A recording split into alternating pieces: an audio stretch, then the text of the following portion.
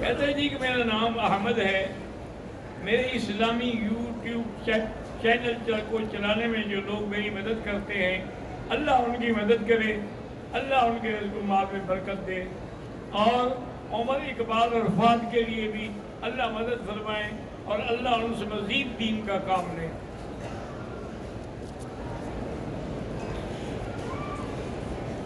ندیم یوسف فیصل آباد والے ہمارے بھی دوست ہیں، اور ان کے والدہ بیمار ہیں، اللہ سے دعا کریں کہ اللہ ان کو صحت عطا فرمائے۔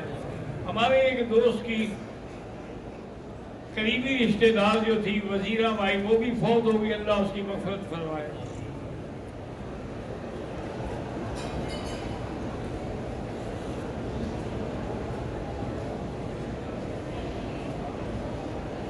کہتے ہیں جی کہ مرزا جہلمی ایک آدمی ہے، وہ کہتا ہے کہ بھانجی اور بھتیجی کی اولاد سے بھی میرا نکاح جائز ہے۔ یہ کوئی دوسرا مرزا قادیانی ہے، جیسے مرزا قادیانی تھا نا، یہ مرزا جہلمی ہے، اس کا بھی باپ ہے، وہ بھی کافر تھا، یہ بھی کافر ہے۔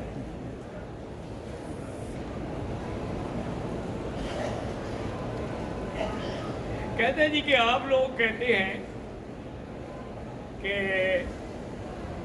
جتنے ائمہ کرام ہیں ان کی پیروی کرنی چاہیے۔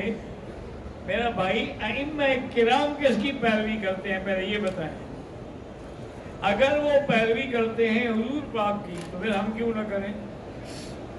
اور اگر اللہ کے نبی کی مخالفت کرتے ہیں تو پھر ہماری پیروی جائز ہی نہیں ہے۔ اور دوسری بات یہ ہے کہ صحابہ کی تو کتابیں ہمارے پاس نہیں ہیں، ہمارے پاس کتابیں دینی ائمہ اربعہ کی ہیں، انہوں نے ساری شریعت کے احکام جمع کر کے امت کے لیے بھیجے ہیں، تو انشاءاللہ ہمارا ان کے تقلید کے، اور تقلید کے بغیر یاد رکھو کوئی مسئلہ حل ہی نہیں ہوتا۔ اب دیکھیں نا قرآن میں کہ اہدنا الصراط المستقیم، اور صراط مستقیم کون سی ہے؟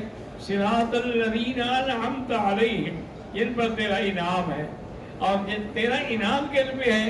اولئک الذین انعم اللہ علیہم من النبیین والصدیقین والشہداء والصالحین۔ تو ان کی اتباع ہمیں کرنی ہوگی نا۔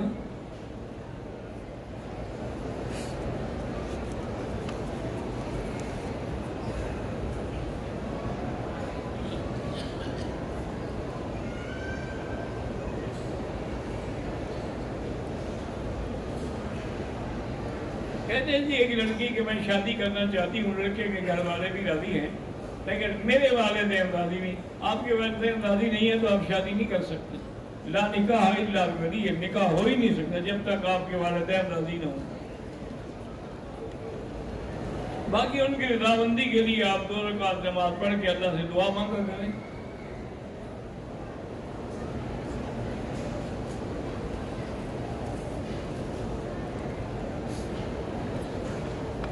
میں 7 سال سعودیہ میں کام کیا، آنا جانا ہوتا تھا، ابھی میرا ویزے میں رکاوٹ ہے، تو آپ روزانہ حسبنا اللہ و نعم الوکیل کی 5 تسبیح پڑھ کے دعا کیا کریں۔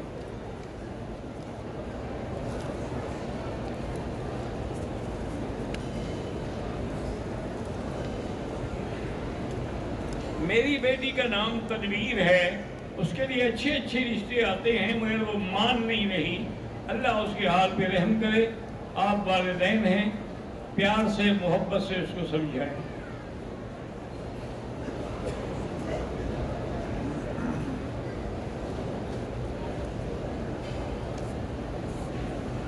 کہتے ہیں جی کہ میرا تعلق پاکستان کے شہر شجاع آباد سے ہے، اور میرے کزن انیس الرحمان کراچی جناح اسپتال میں وینٹیلیٹر پر ہیں، اللہ شفا عطا فرمائے، وینٹیلیٹر پہ ہیں۔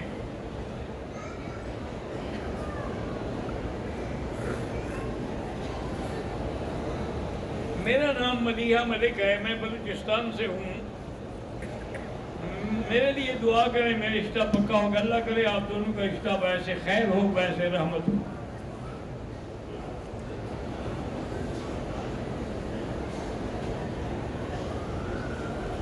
جیرانہ سے جو ہم عمرہ کرتے ہیں، حضور صلی اللہ علیہ وسلم نے جیرانہ سے خود عمرہ کیا ہے، تو اس لیے پوچھنے کی بات ہی نہیں ہے۔ جب اللہ کے نبی نے خود عمرہ کیا ہو لیکن ایک بات یاد رکھیں، اب یہ باتیں امام سمجھتے ہیں، آپ یہ ہم نہیں۔ امام ابو حنیفہ فرماتے ہیں کہ مسجد عائشہ سے عمرہ افضل ہے، امام شافعی فرماتے ہیں کہ جیلانہ سے افضل ہے۔ وہ کیوں جیلانہ سے افضل؟ کہتے ہیں حضور پاک نے جیلانہ سے کیا ہے۔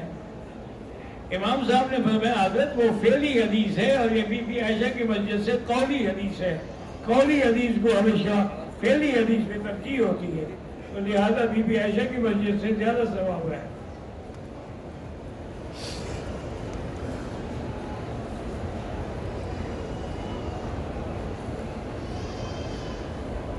میں نے نیت کی تھی کہ اللہ تعالیٰ مجھے عمرے پہ بلائیں تو میں وہاں جا کے رفع یدین کروں گا، تو کرتے ہیں کسی کو کیا فرق پڑتا ہے ایک آدمی کے رفع یدین کرنے سے؟ تم کو تو رفع یدین کا معنی بھی نہیں آتا ہوگا کہ پوری نماز میں کتنے مقام پہ رفع یدین ہے، اور اگر حدیث پہ عمل کرتے ہو، حدیث میں تو بین السجدتین بھی رفع یدین ہے، وہ کیوں نہیں کرتے ہو؟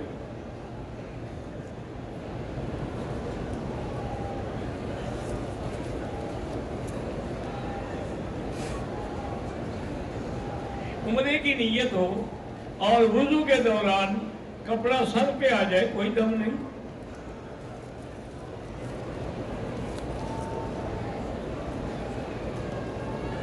احرام کے بغیر جو ہیں یہاں طواف کے لیے نہیں چھوڑتے، تو ہم احرام ویسے باندھ لیتے ہیں، یعنی عمرہ نہیں ہوتا، نیت بھی نہیں ہوتی۔ باہر یہ تمہارا معاملہ ہے اور اللہ کا معاملہ ہے، میرے نزدیک تو جائز نہیں ہے، کہ جھوٹ ہی ہے نا۔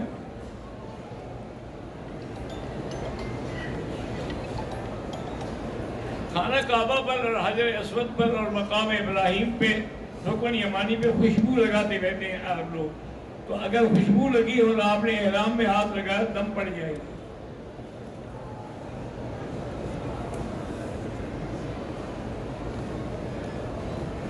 میرا نام منان ہے، 26 سال سے اولاد نہیں ہوئی، اللہ آپ کو نیک اولاد نصیب کرے۔ سورۃ یوسف پڑھ کے دعا کیا کریں۔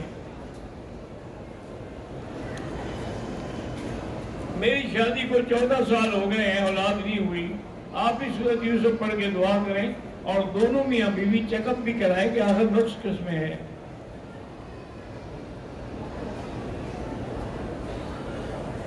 میرے ماموں تقریباً 25 سال سے اپنی بہن سے ناراض ہیں، اللہ ان کو ہدایت دے۔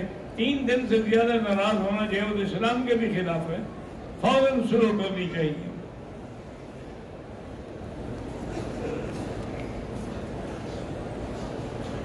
ہر طواف کے بعد 2 رکعت پڑھنی ہے۔ طواف کا معنی ہوتا ہے 7 چکر پورے ہو گئے، اب 2 رکعت پڑھیں، اب پھر اور طواف شروع کریں۔ یہ معنی نہیں طواف کا کہ 1 چکر کا 1 طواف ہے۔ اگر بغیر داڑھی دینے والے شخص کا اذان دینا، اذان تو ہو جائے گی، لیکن کوشش کیا کریں کہ وہ لوگ اذان دیں، نمازیں پڑھائیں جن کی داڑھی ہو۔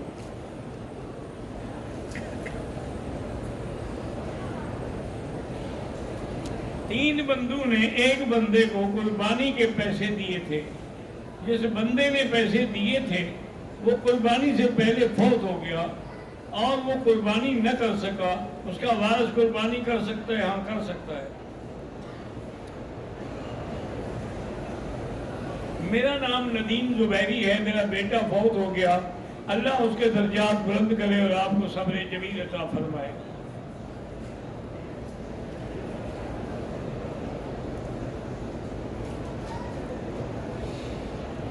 کہتے ہیں جی کہ ایک پیر عبد القادر جیلانی کا ایک دھوبی تھا، جب مر گیا قبر میں فرشتے آئے، سوال جواب، اسے کہا کہ میں تو دھوبی ہوں اگر پیر کا، وہ فرشتے بھی ڈر کے چلے گئے۔ پہلے یہ پتہ کرو کہ پیر صاحب کے پاس بھی آئے تھے کہ نہیں۔ کیسے کیسے گھڑ لیتے ہیں لوگ مسئلے۔ بھائی رفیق کے بیٹے کی بینائی کا مسئلہ، اللہ اس کو نور مکمل عطا فرمائے۔ طواف کے دوران میں اگر نماز کھڑی ہو جائے، اگر 4 چکر آپ پورے کر چکے ہیں تو پھر سلام پھیر کے وہی سے شروع کریں، اگر 1 چکر یا 2 ہے پھر ابتدا سے دوبارہ کریں۔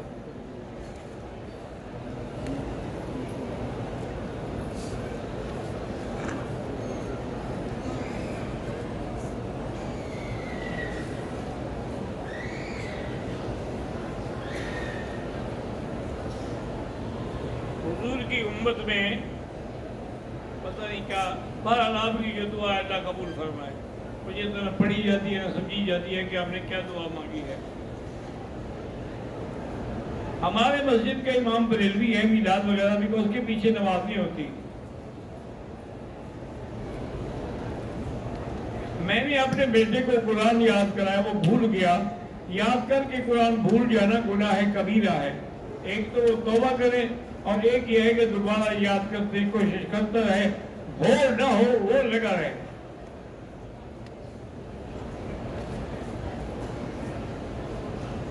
میری بیٹی ہے، بیمار ہے، اللہ شفا عطا فرمائے. اللہ میرے بھانجے ملک یار کو اولاد دان، جو بھی بے اولاد ہیں اللہ سب کو اولاد عطا فرمائے.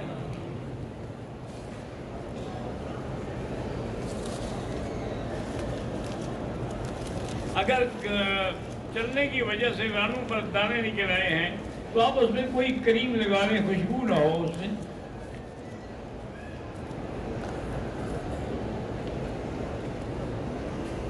میری بیٹی اور اس کی اللہ امتحانوں میں کامیاب فرمائے.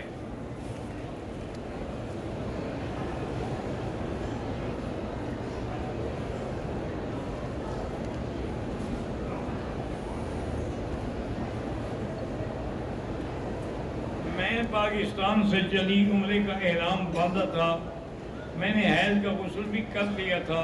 یہاں پہنچی تو بالکل بدن صاف تھا. غسل رات 10 بجے روانگی سے قبل کیا تھا. عمرہ ادا کرنے کے علاوہ مغرب کے درمیان روانہ ہوئے تھے. عمرہ سائی کا آخری چکر مکمل ہو گیا. اسی دوران میں کچھ محسوس ہوا. بہرحال گھر آ کر معاملہ ہے کہ احرام کھول دے، اس کا پتہ چلا کہ وہ پیلا سے دب ہے، کچھ نہیں ہوتا.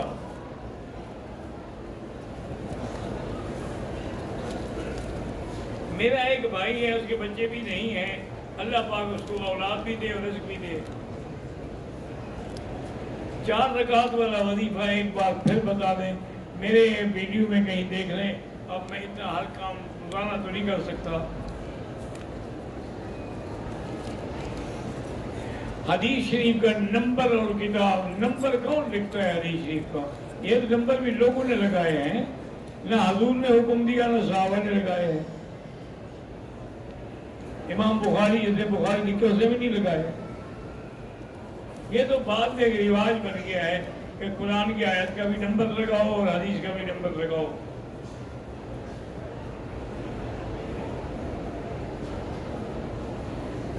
میں نے عمرہ کیا جیلانہ سے، طواف صفا کر لیا، پھر مجھے بخار ہو گیا، میں حلق نہیں کرا سکا.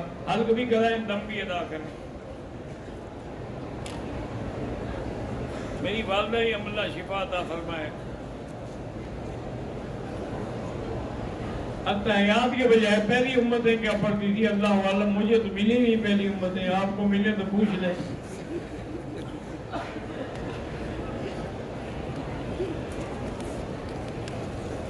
ایک آدمی ہوٹل سے احرام باندھ کے عمرہ کرے تو وہ عمرہ نہیں ہوتا. حدیث میں کوئی ضعیف کہتا ہے، کوئی حسن، اس کی وجہ کہ روایت کرنے والے جو راوی ہیں نا، ان راویوں کو دیکھا جاتا ہے کہ ان میں کوئی آدمی ایسا تو نہیں ہے کہ جس کا حافظہ کمزور ہو، کوئی آدمی ایسا تو نہیں ہے کہ جس نے جھوٹ بولا ہو. اس لیے وہ حدیث کا فیصلہ پھر محدثین کرتے ہیں. 5 لاکھ راویوں کے احوال محدثین نے جمع کیے ہیں.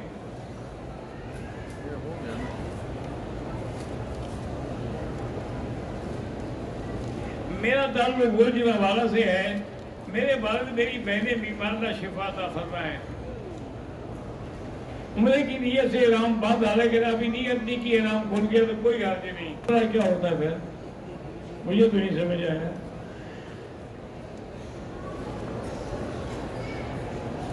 اگر 3-4 طواف اکٹھے کریں کر سکتے ہیں، بعد میں سب کی 2 رکعت نفل جو واجب جو ہے وہ پڑھیں. اللہم صلی علی سیدنا محمد وعلی آل سیدنا محمد وبارک وسلم. حالت حیض میں عورت مسجد میں نہیں آ سکتی. اگر طواف کی نیت یا کوئی بھی ہو، مسجد میں داخل ہی نہیں ہو سکتی. وہ باہر ایسی جگہ سے بیٹھے جہاں سے کعبہ شریف کی زیارت ہو سکے.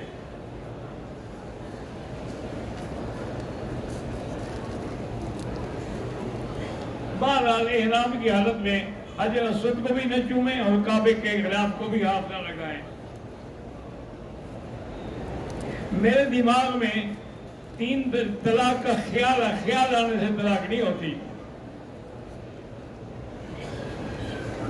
میں پاکستان سے ہوں، میری بیٹی کی شادی کے لیے 3 دفعہ سورۃ الرحمن پڑھ کے دعا کیا کہ شادی ہو جائے گی۔ شوہر 20 سال سے خرچہ نہیں دے رہا، جب خرچہ ہی نہیں دے رہا تو بیوی کون سی ہے؟ جا کے خلع کا دعویٰ کرو اور نفقہ بھی طلب کرو۔ اللہم صلی علی سیدنا۔ آج دل سے آپ، جیسے کہ حضرت خلیل نے بھی کعبے میں دعا کی تھی، جب کعبہ بنایا تو کہا کہ ربنا تقبل منا انک انت السمیع العلیم، اور میرے آقا حضرت محمد مصطفیٰ نے حضرت عمر کے لیے بھی کعبے میں دعا کی تھی۔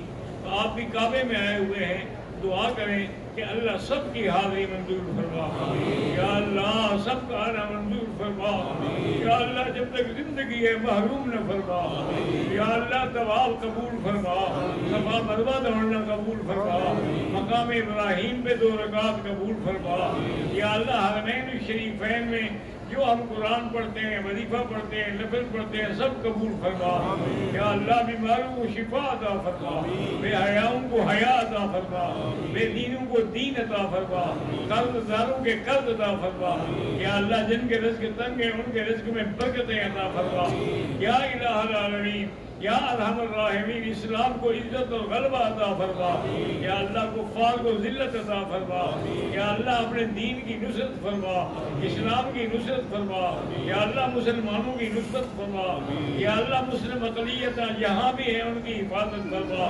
ربنا تقبل منا انک انت السمیع العلیم وتب علینا انک انت التواب الرحیم۔ ربنا لا تؤاخذنا ان نسینا واخطأنا ربنا ولا تحمل علينا إصرا كما حملته على الذين من قبلنا ربنا ولا تحملنا ما لا طاقة لنا به واعف عنا واعف عنا واعف عنا واغفر لنا واغفر لنا واغفر لنا وارحمنا وارحمنا وارحمنا أنت مولانا أنت مولانا أنت مولانا فانصرنا على القوم الكافرين اللهم ارزقنا حبك وحب حبيبك محمد وحب اصحاب نبیک واہل بیت نبیک۔ یا اللہ الہی پھر تڑپنے پھڑکنے کی توفیق دے، عشق رسول اور صحبت صدیق دے۔ صلی اللہ تعالی علی خیر خلقہ سیدنا محمد و آلہ و صحبہ اجمعین۔